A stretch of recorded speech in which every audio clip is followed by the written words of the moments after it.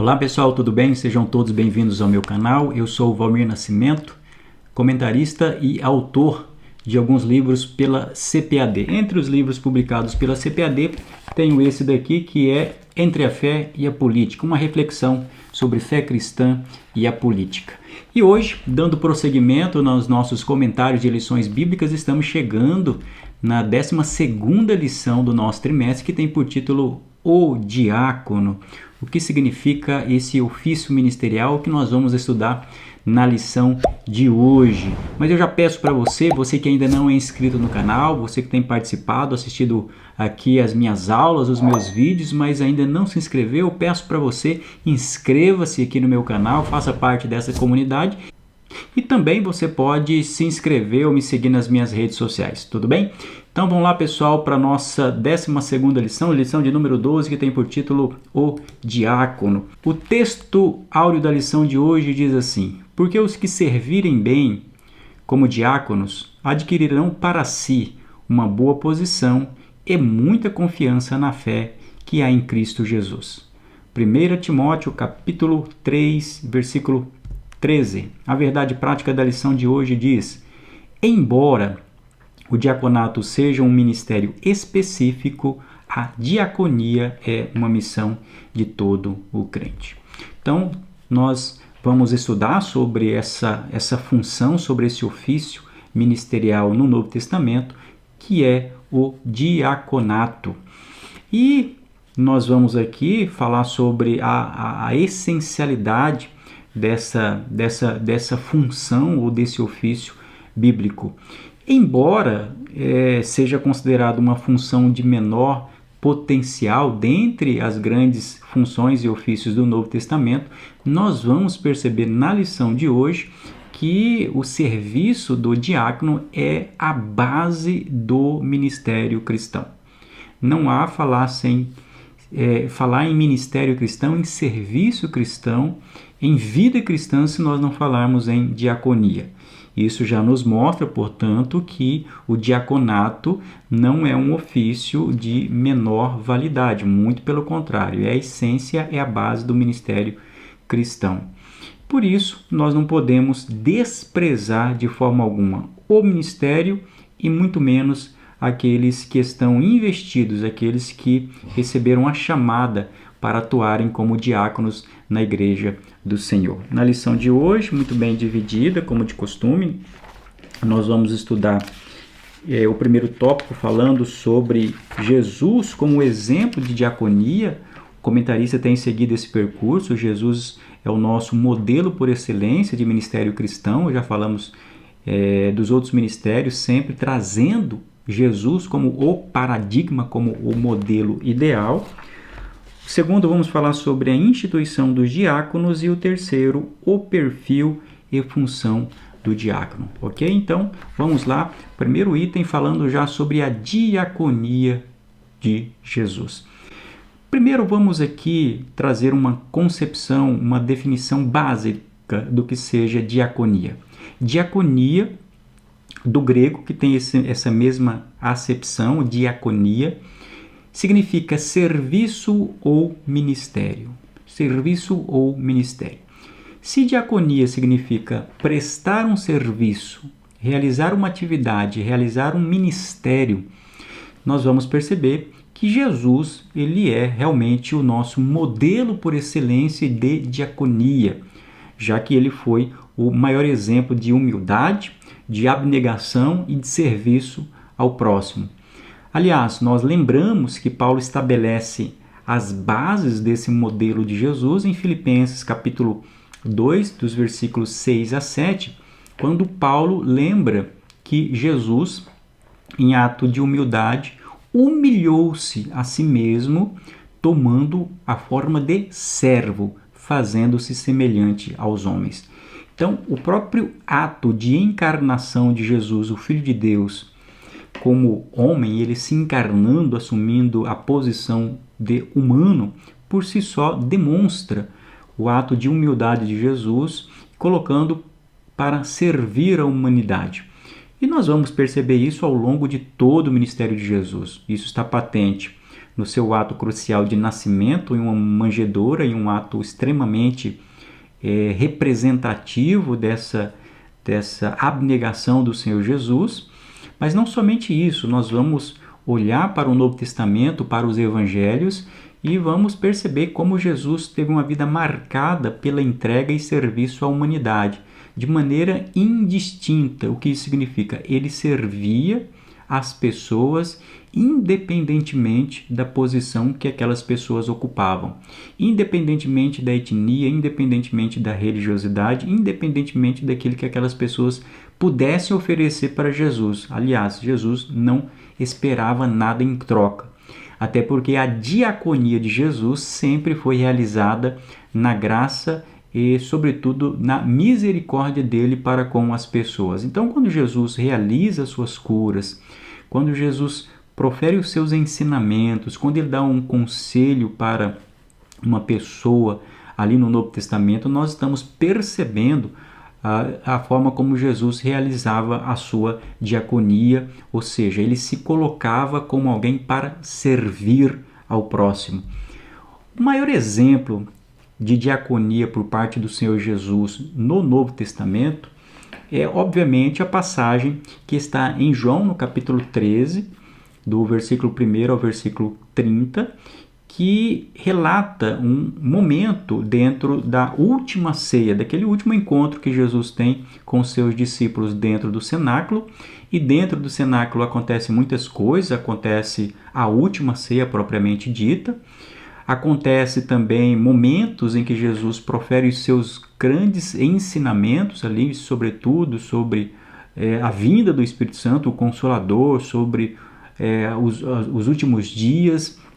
Mas ali acontece algo assim que é fundamental para nós entendermos Jesus como sendo esse modelo de serviço, que é a cerimônia do lava-pés, que do latim eles traduziram para o pedlavium, ou seja, realmente uma cerimônia, um momento marcante que Jesus começa a realizar a lavagem dos pés dos seus discípulos. E é interessante que, antes de falar desse momento do lava-pés, um outro fato também muito importante nessa última ceia, que aponta para essa humildade, essa abnegação da parte de Jesus, está exatamente no fato dele possibilitar Judas participar daquela última ceia. Jesus, sabendo que Judas era o seu traidor, ainda assim ele permite que Judas participe daquele momento de intimidade, ou seja, ele não faz nenhum julgamento antes, embora, obviamente, Judas vai ter o seu encaminhamento, vai ter o seu destino fatal, mas Jesus permite que ele participe daquele momento de intimidade. E é interessante, então, que depois do início dessa última ceia, Jesus pega uma bacia com água, pega uma toalha e passa então a lavar e a enxugar os pés dos seus discípulos, a começar pelo apóstolo Pedro.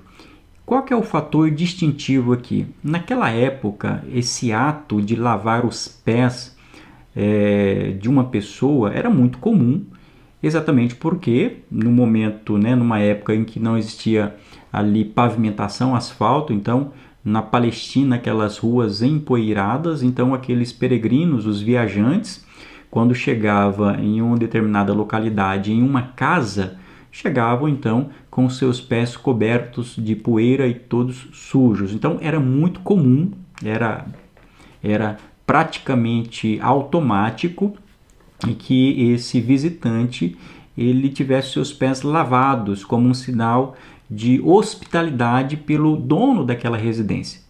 Mas obviamente que quem fazia aquilo não era o proprietário daquela casa. Existia sempre um serviçal, principalmente naquelas casas em que os seus proprietários eram pessoas de maior posse. Então existia um serviçal, existia um escravo ali que era incumbido de fazer a realização daquele ato de lavar os pés daqueles visitantes naquela residência. E quem faz esse ato é o próprio Jesus. Veja o que diz o Craig Keener, que é um grande conhecedor da história e do contexto do Novo Testamento, acerca desse fato. Ele diz que desatar as sandálias e lavar os pés dos outros pessoalmente era considerado um gesto servil, normalmente tarefa de um escravo ou de uma classe de servos. Então aí está, era realmente uma atividade que era comum, mas era realizada por uma pessoa de uma escala hierárquica inferior. Esses eram os escravos, e esses escravos do lar, eles eram chamados ou de doulos ou também de diáconos, ou seja, eles estavam ali para servir as outras pessoas, sejam em relação a essas atividades para lavar os pés ou até mesmo para servir as mesas, ou seja, para realizar aquela atividade básica que era necessário ali. Quando nós olhamos esse exemplo de Jesus, ele está demonstrando ali uma inversão dentro da lógica do reino de Deus em relação à comparação do mundo. Enquanto para o mundo o maior é aquele que é servido, no reino de Deus o maior é aquele que serve. E Jesus vai estabelecer esse princípio e vai mencionar sobre isso em Lucas capítulo 9 e o versículo 48, porque no reino de Deus o menor é o maior. Jesus está dando um grande exemplo ali de humildade e de serviço, e ele então vai ensinar que para uma pessoa ser mestre, ou seja, ser considerada uma pessoa de autoridade, que vai ensinar outras pessoas, então para ser mestre primeiro precisa servir. Aqui Jesus está dando um princípio fundamental, não somente para a atividade de diaconia, mas para o ministério cristão como um todo, como nós temos estudado ao falar sobre o ministério de pastor, de evangelista, de profeta, enfim, o ministério cristão como um todo. O que Jesus está estabelecendo aqui é, para ser mestre, para ocupar uma posição de autoridade, primeiro precisa servir. Enquanto havia uma certa disputa entre os discípulos acerca de quem era o maior, quem deveria ocupar uma posição privilegiada perante ali Deus, ao lado de Jesus, Jesus mostra que era importante primeiro que ele servisse. Então, Jesus vai ensinar o exemplo da diaconia, ele próprio atua como um diácono. Antes de ser o Cristo, antes de ser o Messias, ele mostra que foi um diácono, alguém que serviu aos seus discípulos, serviu à humanidade. Então, esse é o ponto de partida do ministério cristão. Quando chegamos no segundo tópico, que fala sobre a instituição dos diáconos, como nós temos aqui aprendido, originariamente um diácono era um serviçal, era uma pessoa que realizava serviços simplórios dentro de uma comunidade, principalmente dentro de um lar. Há uma inversão dessa concepção do serviçal do ponto de vista social para um ofício ministerial do ponto de vista cristão, naquela passagem que está em Atos capítulo 6, versículos 1 ao versículo 7. Eu vou ler rapidamente, só para nós termos como base, porque aqui nós temos a instituição dos diáconos. E diz assim: ora, naqueles dias, crescendo o número dos discípulos, houve uma murmuração dos gregos contra os hebreus, porque as suas viúvas eram desprezadas no ministério cotidiano. E os 12, convocando a multidão dos discípulos, disseram: não é razoável que nós deixemos a palavra de Deus e sirvamos as mesas. Escolhei, pois, irmãos, dentre vós 7 varões de boa reputação, cheios do Espírito Santo e de sabedoria, aos quais constituamos sobre este importante negócio.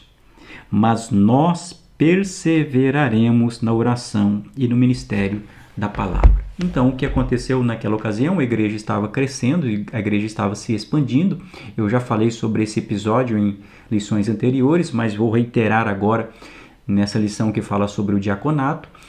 Houve então um crescimento por parte da igreja e as necessidades foram aumentando, principalmente as necessidades sociais.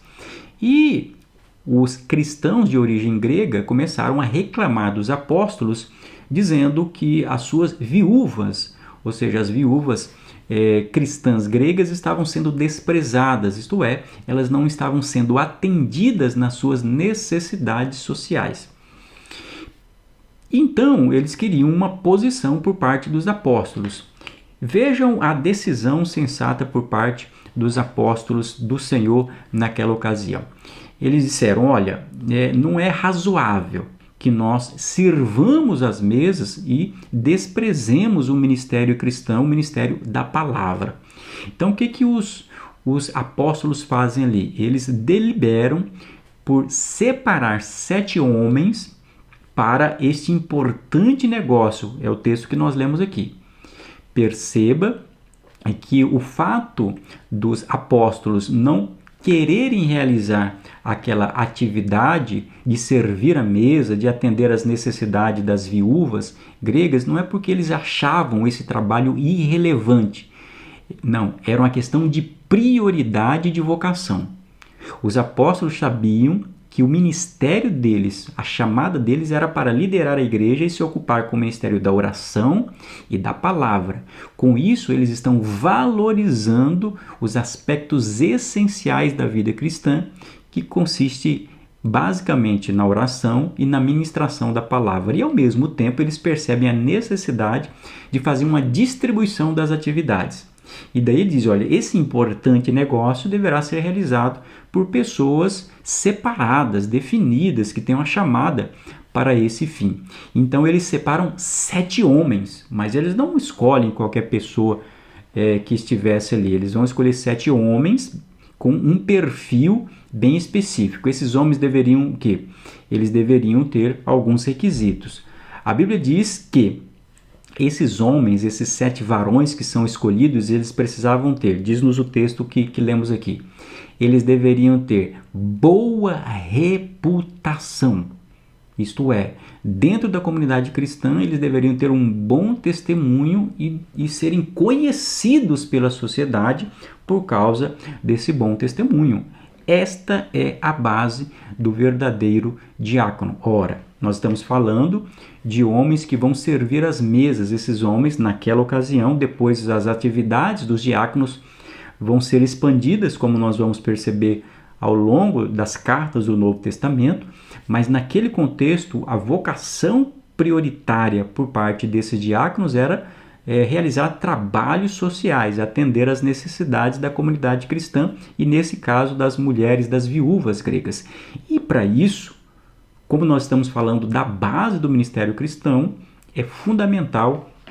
era fundamental que aqueles diáconos tivessem boa reputação, ou seja, bom testemunho perante a comunidade cristã. Segundo requisito para a separação daqueles homens, eles deveriam ser cheios do Espírito Santo. Isto é, eles deveriam ter a experiência com o Espírito Santo. Eles deveriam, sobretudo, serem batizados com o Espírito Santo. Em outras palavras, eles deveriam ser pentecostais. Eles não estavam tão somente realizando uma atividade social, eles estavam realizando uma atividade social dentro da comunidade cristã.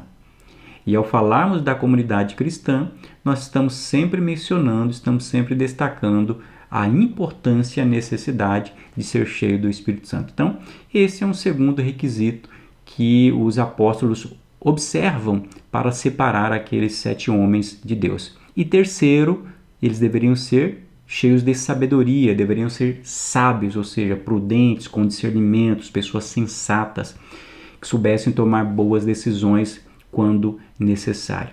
Olha só a importância, olha só o perfil do momento inicial da separação desses diáconos, homens de boa reputação, cheios do Espírito Santo e cheios de sabedoria. Isso é uma bênção. São requisitos fundamentais, inclusive para os diáconos hoje. São requisitos para todo crente, mas principalmente aquele que vai realizar o ministério cristão. E nós vamos perceber que existem outros requisitos, obviamente, mas esses são os requisitos prioritários para ser considerado, para ser separado como um diácono.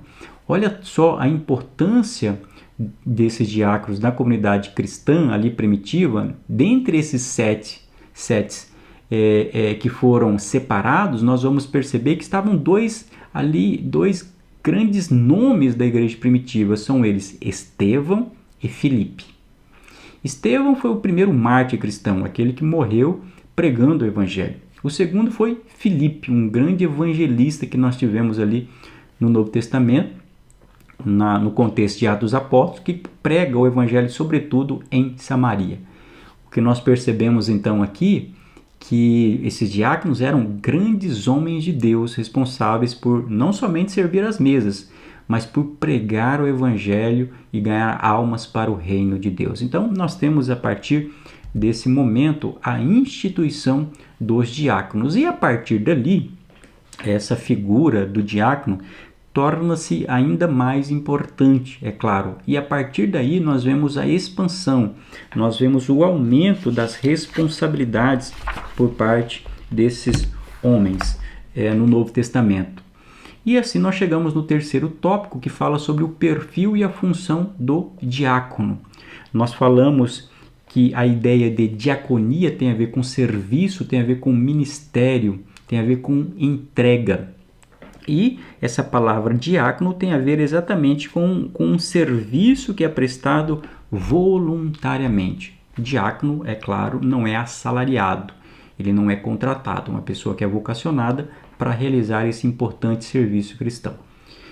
E assim como os primeiros diáconos, os 7 diáconos originários, foram escolhidos, sendo observados alguns requisitos fundamentais, nós vamos perceber também que ao longo do Novo Testamento, nas cartas paulinas, existem alguns requisitos para a separação desses diáconos. E quais são esses requisitos? O comentarista nos traz aqui 3 categorias de requisitos que nós extraímos da passagem que está em 1 Timóteo, capítulo 3, versículo 8 a 13. Primeira categoria de qualificações por parte de um crente para ser diácono que são as chamadas qualidades com relação ao caráter moral. O caráter moral está previsto aqui em 1 Timóteo capítulo 3, versículo 8, que diz assim: da mesma sorte, os diáconos sejam honestos, não de língua dobre, não dados a muito vinho, não cobiçosos de torpe ganância. Todo obreiro precisa ter um caráter moral ilibado. Já estudamos isso em lições anteriores sobre a figura do presbítero, do diácono e todos aqueles que ocupam a função ministerial. E se o diácono é aquele que vai, do ponto de vista hierárquico, aqui nós estamos mencionando, se o diácono é aquele que ocupa aquela primeira função eclesiástica na comunidade cristã, obviamente que deve-se achar nele também o seu caráter moral, ou seja, deve ser honesto, ele deve ter uma conduta digna daquilo que realiza para o Senhor. Não pode ser uma pessoa de língua dobre, ou seja, uma pessoa que diz uma coisa hoje e amanhã muda de ideia. E língua dobre também tem que dizer uma pessoa que não seja fofoqueira, que fica levando e trazendo coisas desnecessárias e que não trazem edificação alguma. Aliás, meus irmãos, é importante abrir um parênteses aqui, que diácono não serve tão somente para ficar na porta da igreja conversando de coisas alheias ao culto cristão. Um diácono, ele pode sim fazer essa importante atividade, que é auxiliar a igreja, os obreiros do Senhor, nas atividades de recepção, de condução e até mesmo de segurança da comunidade cristã, mas é preciso tomar muito cuidado para que não tenham momentos ociosos que conduzem a conversas inadequadas para o ambiente cristão. Não pode ser dados ao vinho, ou seja, apegados ao álcool, não pode ser cobiçosos e de torpe ganância. Já falamos aqui que nenhuma função ministerial a pessoa não pode ter uma visão de orgulho, de arrogância, simplesmente pela posição. Então, primeira característica de um diácono é o seu caráter moral. Segundo, caráter espiritual, é claro, uma pessoa de oração, pessoa que lê as Escrituras. Paulo fala que eles guardam o mistério da fé em uma pura consciência. O mistério da fé aqui é guardar realmente os fundamentos básicos daquilo que nós recebemos acerca da Igreja do Senhor, das verdades cristãs, ou seja, é uma pessoa fiel, é uma pessoa leal aos princípios fundamentais da fé cristã. E em caráter espiritual está falando que é, como eu disse, uma pessoa que se dá à leitura das Escrituras, à oração. Por quê? Porque mesmo que geralmente um diácono seja uma pessoa que realize atividades consideradas de menor importância, embora biblicamente não seja essa a realidade, um diácono é também um grande e pode ser um grande pregador e ensinador da palavra. Não precisa ser evangelista, não precisa ser presbítero, não precisa ser pastor para ensinar e pregar a palavra. O grande exemplo está aqui que nós citamos, que é o próprio Estevão e Filipe. Então, um diácono que tem esse caráter espiritual e apego às Escrituras tem total condição de pregar, de ministrar, de ensinar a palavra do Senhor. E por fim, caráter também familiar. Veja que diz o versículo 11, da mesma sorte, versículo 12, os diáconos sejam maridos de uma mulher e governem bem seus próprios filhos e suas próprias casas. Ou seja, uma pessoa que dê testemunho também na sua casa. Um homem que seja fiel à sua esposa. Quando a Bíblia diz aqui marido de uma mulher, está falando de ser fiel. Não necessariamente que ele precisa ser casado. Já discutimos isso ao falar sobre o presbitério. Aqui é a mesma coisa. Está falando sobre fidelidade. O diácono deve ser um crente fiel à sua esposa, se for casado. E diante disso, diante desses critérios e requisitos do Novo Testamento, quais são as funções, então, do diácono? O diácono tem funções fundamentais no Novo Testamento e para a igreja atual. Primeiro é servir a igreja. Sobretudo, um diácono é aquele que está disposto a servir a igreja do Senhor. Originariamente e ainda hoje, eles realizam atividades de ações sociais aos chamados domésticos da fé, isto é, aqueles que estão no entorno da comunidade cristã, aqueles que precisam, viúvas, enfermos, aqueles que passam por necessidades. É fundamental, a igreja em geral, os obreiros em geral, mas nós percebemos que há aqui uma responsabilidade bem específica para o diácono em relação a essa atividade de servir a mesa, de ajudar naquilo que tenha necessidade social. Atuar no ministério ou no serviço cristão, ou seja, atuar no culto, auxiliar o pastor, auxiliar os demais obreiros, enfim, realizar o trabalho de serviço. Aliás, a própria ideia de culto é um serviço que nós fazemos a Deus. E nesse caso aqui, o diácono ele serve a Deus, em primeiro lugar, mas serve também aos crentes que estão ali naquele ambiente. Com relação a esse serviço, eles são responsáveis pela distribuição daqueles elementos da ceia. Eu acho esse papel muito bonito, conta dignidade, poder realizar, você ofertar a um crente ali naquele momento da ceia o corpo e o sangue de Jesus, o símbolo do corpo e do sangue de Jesus naquele momento de íntima comunhão dos irmãos na ceia do Senhor. E também, como eu destaquei, incumbência também do diácono ensinar e pregar a palavra do Senhor, sendo um grande exemplo. E assim nós vamos chegando ao encerramento, e eu gostaria de destacar também que, além de nós termos essa função, esse ofício muito evidente no Novo Testamento, que é o ofício diaconal, a igreja cristã em si, ela exerce ou deve exercer um ofício diaconal. Ao longo de toda a sua trajetória, a igreja tem sido um exemplo de ajuda aos necessitados, de ajuda social, de responsabilidade social, de apoio aos carentes e àqueles que são marginalizados, aos pobres. E isso é nada mais do que cumprir a missão diaconal da igreja. Então nós possamos, a partir dessa lição, valorizar o ofício diaconal do ponto de vista individual de irmãos na igreja da comunidade cristã, que foram chamados para esse ministério, e também reavivar a diaconia pública da igreja do Senhor. Amém? Que Deus abençoe a tua vida, que tenha sido bênção para você. Se você gostou, deixa o seu like, deixa o seu comentário, o que você achou dessa lição, e nós nos vemos no nosso próximo vídeo. Até lá, pessoal. Deus abençoe a tua vida.